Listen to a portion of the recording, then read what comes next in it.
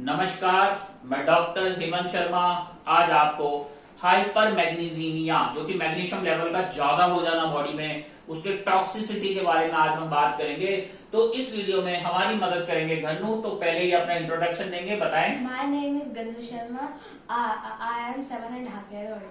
ठीक है, thank you Gannu. अब मैं बताता हूँ, अगर आपको भी ऐसा लग रहा है कि मैग्नीशियम के सिम्टम्स बढ़ गए हैं, मैग्नीशियम बॉडी में ज्यादा है, तो व्हाट्सएप नंबर मेरा डिस्क्रिप्शन में है, कृपया डायरेक्ट कॉल ना करें, व्हाट्सएप पे मैसेज करें। देखिए, तो मैं बताता हूँ बॉडी में मैग्नीशियम टॉक्सिसिटी, हाइपर मैग्नीसीमिया। तो गन्नू, आप कुछ पूछना चाहेंगे? हाइपर मैग्नीसीमिया क्या है? हाँ, सबसे इंपॉर्टेंट क्वेश्चन होता है ये है क्या। मतलब बॉडी के अंदर मैग्नीशियम का लेवल ज्यादा बढ़ जाना। ठीक है, तो ये सिम्टम्स आते हैं, मैग्नीशियम का लेवल बॉडी में ज्यादा बढ़ जाएगा तो इसको हम हाइपर मैग्नीसीमिया कहते हैं।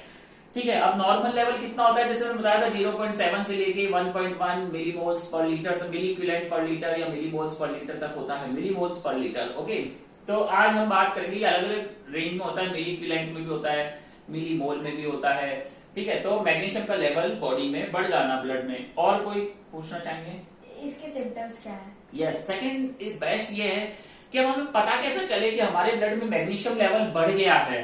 देखिए, शरीर में थकान होगी, कंफ्यूजन होगा, समझ में नहीं आएंगी चीजें, सांस लेने की गति स्लो हो जाएगी, रेस्पिरेटरी रेट स्लो होगा, बॉडी के जो रिफ्लेक्सेस होते हैं वो स्लो हो जाएंगे। मैग्नीशियम बढ़ने से उल्टी जैसा मन करेगा, बीपी नीचे चला जाएगा, आपका ब्लड प्रेशर, कैल्शियम लेवल नीचे चला जाएगा, एबनॉर्मल हार्ट रिदम होगी, एसिस्टॉल पल्स हो सकता है, दिखाए नहीं, एसिस्टॉल मतलब नो इलेक्ट्रिकल एक्टिविटी। उसके अलावा डिजीनेस, चक्कर आना, नींद आना, ये सारे सिम्टम्स हो सकते हैं। ठीक है, तो इसको बोलते हैं हाइपर मैग्नीसीमिया।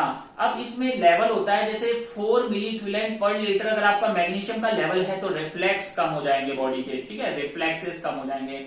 मोर देन 5 है तो एवी कंडक्शन ब्लॉक होगा, हार्ट प्रॉब्लम होगा। मोर देन 10 है तो कंप्लीट हार्ट ब्लॉक आ जाएगा।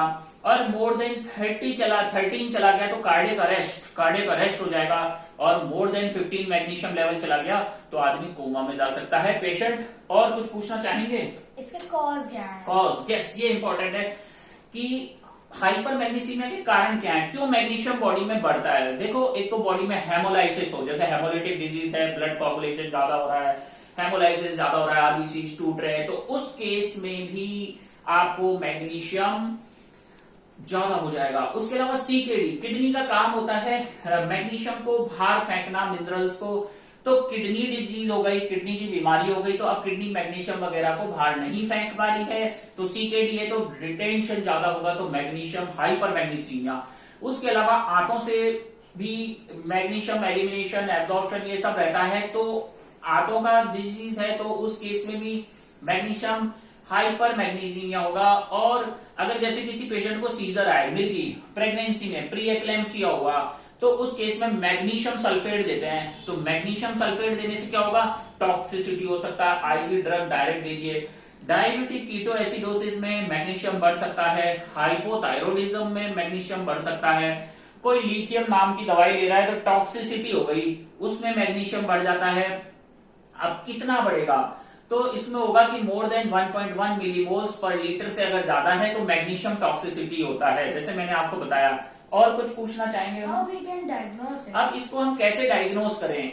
देखो, मैग्नीशियम टॉक्सिसिटी को हम डायग्नोज कर सकते हैं उसके सिम्टम्स से, जैसे कि मैंने आपको बता दिया, थकान रहेगी, कंफ्यूजन रहेगा, रेस्पिरेटरी रेट स्लो हो जाएगा, रिफ्लेक्सेस कम हो जाएंगे, बीपी कम हो जाएगा, कार्डियक अरेस्ट, एसिस्टोल आ सकता है। तो और हिस्ट्री आप देख लीजिए, कोई मैग्नीशियम का इंजेक्शन तो नहीं लगा पेशेंट को, कोई किडनी की डिजीज तो नहीं है। तो ये सारी चीजें फिर हम ब्लड में देखेंगे कि ब्लड का लेवल जो मैग्नीशियम का, मिनरल का है, वो ज्यादा होगा, तो उसे हम बोलेंगे मैग्नीशियम टॉक्सिसिटी। उसके अलावा किडनी फंक्शन, लीवर फंक्शन, ये सारी चीजें हमको करके देखना पड़ेगा मैग्नीशियम टॉक्सिसिटी को जानने के लिए।